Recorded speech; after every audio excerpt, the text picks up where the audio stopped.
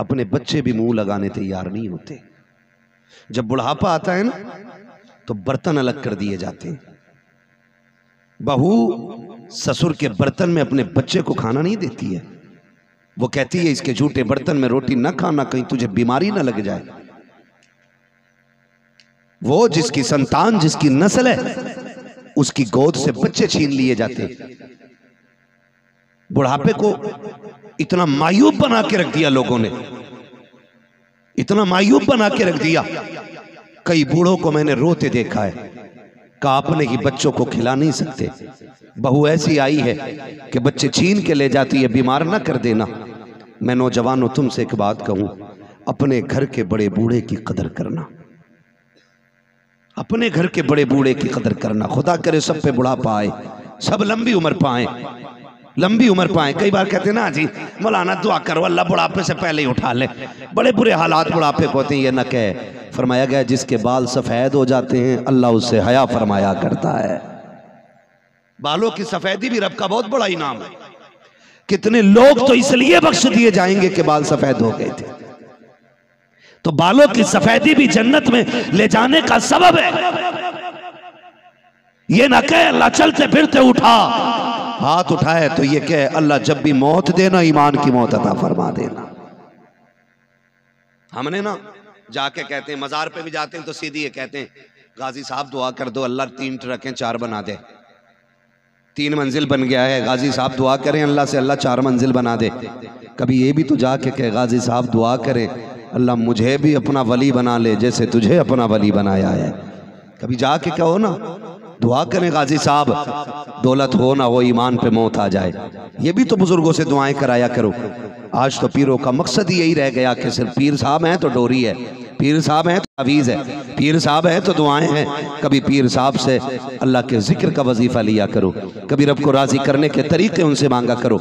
हम बहुत बहक गए हैं, बहुत दूर चले गए हैं, हमने अपने रब को नाराज कर दिया है। मेरे भाई खुदारा ख्याल करें। मैं अर्ज कर रहा था अपने घर के बूढ़ों की कदर करना, इनकी इज्जत करना, ये रब का बहुत बड़ा इनाम होते हैं। जब खांसते हैं ना तो बुरे लगते, इनके थूक से नफरत होती है ना, लेकिन जिस दिन ये कफन में लिपट के चले गए ना उस दिन घर घर नहीं लगता है, घर जंगल लगा करता है।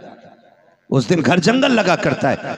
आज बूढ़ा बाप पसंद नहीं है, आज बूढ़े ससुर की खांसी पसंद नहीं है। कह देती है नहीं जी कि जाओ इसकी चारपाई बाहर डालो, ये खांसता है तो दिक्कत होती है, ठंडी आ गई है, इसकी खांसी सोने नहीं देती है। और सुन, जिसे बुजुर्गों की आवाज अच्छी नहीं लगती है खुदा को उनके घर में बरकतों का उतरना अच्छा नहीं लगता है। एक सीधी सी बात है, सीधी सी बात यही है, अपने घर के बुजुर्गों की कदर करो। वो तुम्हारा बाप है, वो तुम्हारा बाप है। मैं गलत नहीं कह रहा हूं। आज कहते हैं हमने तरक्की की है और हालात किधर कर दिए लाके।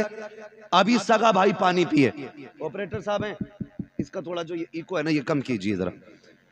एक गिलास है ना, गिलास एक बंदा पानी पीता है, एक ही घर का मेंबर है, वो पानी पी करके रख देता गिलास।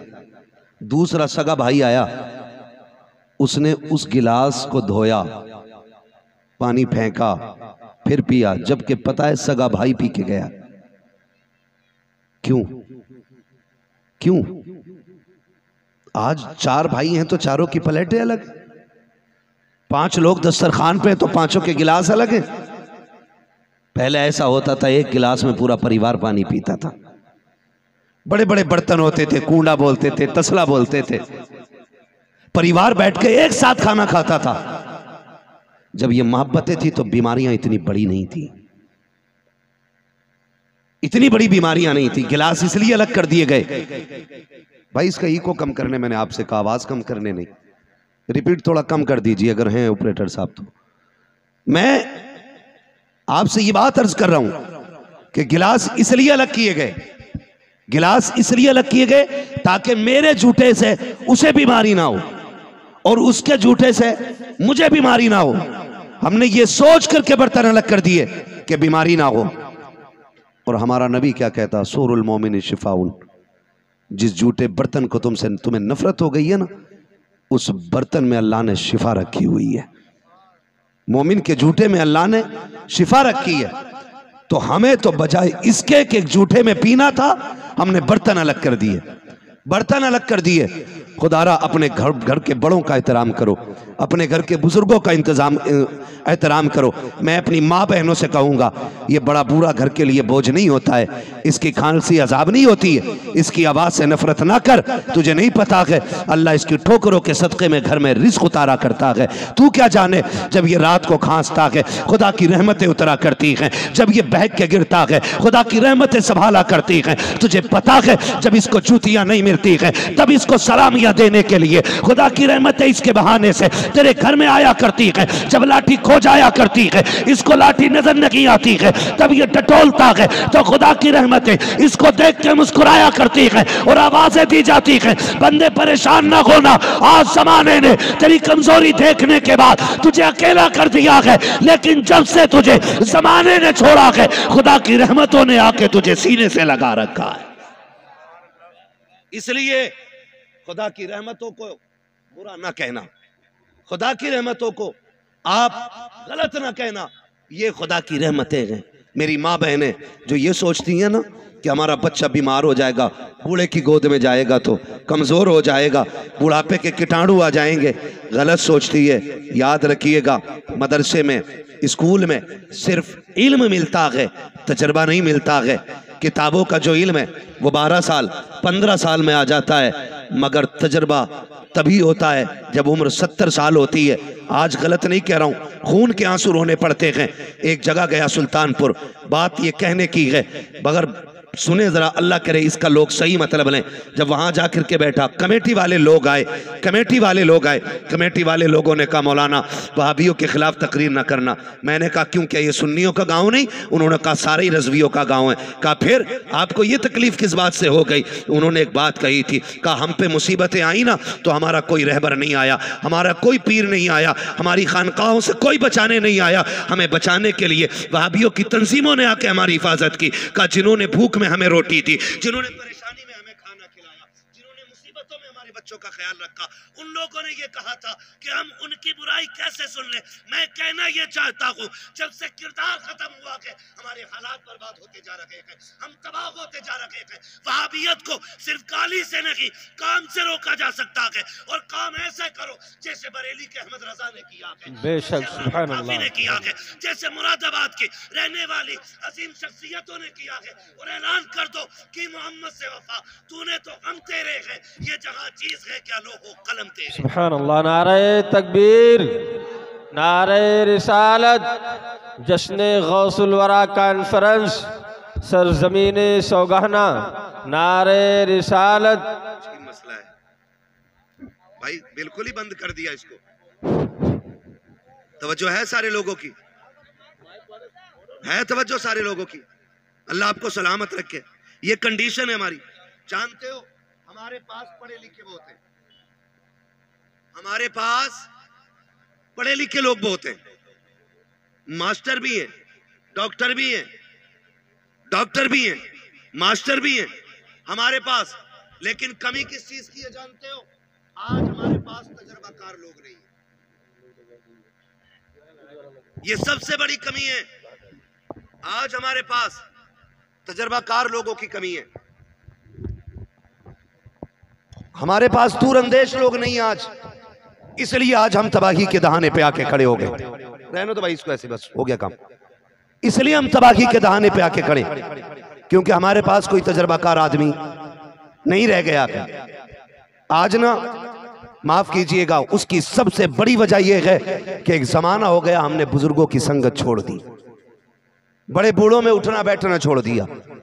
जानते हो किताबों का इल्म किताबों से मिलता है, लेकिन तजर्बा सिर्फ बूढ़ों की, बड़े बूढ़ों की सोहबत और संगत से मिलता है, बड़े बूढ़ों की संगत से मिलता है। और आज वो हमारे समाज के लिए एक बीमारी बन गए, वो हमारी कौम के लिए बीमारी और बोझ बन गए। याद रखिएगा, यहां तक फरमाया गया, जैसी करनी जोर से, जैसी करनी वैसी भरनी। इसका मतलब समझते हो? मतलब मैं समझा दूं। अल्लामा रूमी ने इस वाक़े को तहरीर फरमाया है कि एक शख्स बूढ़ा हो गया, खांसने लगा। उसके घर की बहू ने शौहर से कहा, सुनो मेरे सरताज, तुम्हारे बाप की खांसी अच्छी नहीं लगती है। अल्लामा रूमी इस वाक़े को तहरीर फरमाते हैं। कहा जाइए इसको कहीं अलग छोड़ाइए। बेटे ने बाप को लिया और लेकर के ना वहां लेके गया जहां जानवर बनते थे, जानवर, और जानवरों के मकान के अंदर बाप को छोड़ा और एक पुराना सा कंबल बाप के ऊपर डाल के आने लगा। इत्तेफाक ये कि साथ में उसका बेटा भी साथ था। वो हाथ पकड़ करके वापस आ रहा था, अचानक हाथ छोड़ा, वापस पलटा। इस बूढ़े का पोता और उसका बेटा जवान का गया, जाके दादा के कंधे से कंबल उतारा, पैर के नीचे रख के ना 2 टुकड़े किए। आधा कंबल दादा के ऊपर डाला, आधा अपने कंधे पे लेके चला। बच्चे का बाप कहने लगा, ये क्या किया तूने? इस पुराने कंबल का करेगा क्या? क्यों लेके आया इसको? तो जानते हो उसने ये कहा कि मैं इसलिए ये कंबल लेके आया हूं, मैंने तुमसे सीखा है। आज दादा बूढ़े हो गए ना, तुम इन्हें यहां छोड़ के गए हो, कल तुम पे भी तो बुढ़ापा आना है, मैं तुम्हें यहीं छोड़ के जाऊंगा। आधे कंबल से दादा का काम चलेगा और ये आधा कंबल मैं तेरे लिए लेके जा रहा हूं, ये आधा कंबल मैं तेरे लिए लेके जा रहा हूं। अल्लामा रूमी लिखते हैं कि इतना सुना चीख निकल गई। कहा तू मेरा बेटा है। कहा जब तुझे बाप की हया नहीं आती तो मुझे बाप की हया क्या आएगी? जब तुझे अपने बाप की हया नहीं तो तू मुझे कौन सी हया सिखाने चला है? खुदा रहा अपने घर के बुजुर्गों का एहतराम करो, इनकी इज्जत करो, इनके जूठे बर्तनों से नफरत न करो, इनके पास बैठा करो, इनके पास वक्त गुजारा करो। आज सबसे तन्हा कौन रह जाते हैं? बूढ़े। बूढ़े इसलिए कि जवानों के 4 यार होते हैं। ये कहीं भी खड़ा हो जाएगा ना तो गप्पे शप्पे हाँकने लगेगा, तो वैसे भी 2-4 लग जाएंगे। जितने ठलुए चाय की दुकान पे लंबी लंबी फेंकते हुए मिलते, जिनसे घर नहीं चलता वो मुल्क चलाते। आपके किसकी बन रही है? कह रहे आपके किसकी बन रही है? कि फलां की बन रही है। आपके वो नहीं, वो आ रही है। वो अंधे, पहले अपने घर में तो झांक के देख तेरा घर भी चल रहा है कि नहीं चल रहा है। तो ठलुए लोग बैठ के ना हुकूमतें चलाते, जब बातें खत्म हो जाती तो फिर झूठ शुरू कर देते, और इस झूठ का नुकसान ये होता है कि आने वाली नस्लें तबाह हो जाती हैं। क्या होता है? आने वाली नस्लें तबाह हो जाती हैं। इतना बड़ा बड़ा झूठ बोल देते हैं कि फिर उसको साफ करते करते सदियों बीत जाती हैं, फिर वो साफ नहीं होता है झूठ। कितने ऐसे झूठ आज भी हमारी कौम के अंदर मौजूद है। हाँ खुदारा जवान जो हैं ये अपना वक्त बड़े बूढ़ों में गुजारे, तो जवान जो है कहीं भी बैठ जाते हैं, कोई भी उनसे बात कर लेता, कोई भी मिल जाता है। लेकिन बंदा जब बूढ़ा हो जाता है ना, चल के तो कहीं जा नहीं सकता, बिस्तर पे बैठा है। बेटे के पास भी वक्त नहीं है, बेटियां पराए घर की हो गई, अब कोई मुंह लगाने नहीं। बाप तो ये कहता वक्त पे 2 रोटी मिल जाए बड़ी बात है, यहाँ बात करने की किसे फुर्सत है? 2 वक्त की रोटी चैन से मिल जाए, यही बड़ी बात हो जाती है। इतनी तन्हाई हो जाती है बुढ़ापे में जाकर के, कोई मुंह नहीं लगाता है। वो सुन प्यारे, जब कोई मुंह नहीं लगाता है तो फिर रब का कुरान मुंह लगाया करता है। आप जाके मस्जिदों में देखो, जिनसे कोई बातें नहीं करता वो कुरान पढ़ रहे हैं बैठ करके। जिनके लिए किसी के पास 5 मिनट का वक्त नहीं है, उनके लिए कुरान के 30 पारे मौजूद हैं, वो बैठ करके 30 पारे पढ़ रहे हैं। जब दुनिया ठुकराती है तो कुरान सीने से लगाता है। खुदारा इतना तो कर लो कि जब बूढ़े हो जाओ और कोई मुंह ना लगाए तो कुरान पढ़ने के लायक रह सको। इसलिए मैंने ये बात कही थी, मेहनत करो, कुरान पढ़ने के आदी बनो, ताकि जब उम्रें गुजरने लग जाएं और कोई मुंह ना लगाए, जब अपने धक्के दे के चले जाएं, जब टुकरा दें सारे अपने बाप बेटे, अपनी औलाद की खुशियों में लग जाए, औलाद अपनी खुशियों में लग जाए और कोई मुंह लगाने वाला ना हो, तब तुम्हें कुरान पढ़ना आना चाहिए, ताकि तुम अपने आप को अकेला महसूस ना करो। जाओ मस्जिदों में जाकर के देखो, कितने जवान सजदे कर रखे हैं, कितने जवानों ने कुरान खोले हुए हैं। जवानी में तो फुर्सत नहीं मिलती खाना खाने की, ये कुरान पढ़ने कब जाएगा? जाएगा। सिर्फ अगर दिखेंगे आपको तो बूढ़े मस्जिदों में कुरान पढ़ते मिलेंगे, तहज्जुद में बूढ़े मिलेंगे, फजर में बूढ़े मिलेंगे, बहुत कम तादाद में लोग जवानी में कुरान पढ़ते हैं। ओ खुदा के वास्ते कुरान के आदी हो जाओ। अल्लाह ने कुरान को अजमतों वाला बनाया है, बरकतों वाला बनाया है। अगर आप कुरान के आदी हो जाएंगे, बेटियां भी कुरान पढ़ेंगी, बाप भी कुरान पढ़ेगा, आने वाली नस्लों में फिर कोई डांसर पैदा नहीं होगा, फिर कोई शराबी नहीं होगा, फिर कोई जारी नहीं होगा, फिर कोई अय्याशो मक्कार नहीं होगा। तुम कुरान के आदी बन जाओ, खुदा तुम्हारी आने वाली नस्लों को मुस्तफा का आशिक बना डालेगा। लेकिन ये कब होगा? जब मैं और आप कुरान के आदी बनेंगे, कुरान के आदी बनेंगे। पढ़ता ही नहीं, पढ़ता ही नहीं, मुसीबत आ गई। जब पैसे खत्म हो जाएंगे तो उधार मांग लेगा, लेकिन कुरान नहीं पढ़ेगा। फरमाया गया कि जब किसी में बरकत ना हो ना, तो सूरह वाक़या कुरान के अंदर एक सूरत है, मगरिब बाद रोज पढ़ो उसको, एक बार पढ़नी है, सूरत ख़त्म करो, मुकम्मल हो जाए, हाथ उठा के कहो अल्लाह तुझे तेरी रहमतों का वास्ता बरकत दे। फरमाया गया अल्लाह इतनी रोज़ी देगा कि तुमसे संभाली नहीं जाएगी, इतने रास्ते खुल जाएंगे, लेकिन आदत नहीं रही। देखे तो सही फ़र्क पड़ता है। माँ बाप नेक होते हैं तो औलाद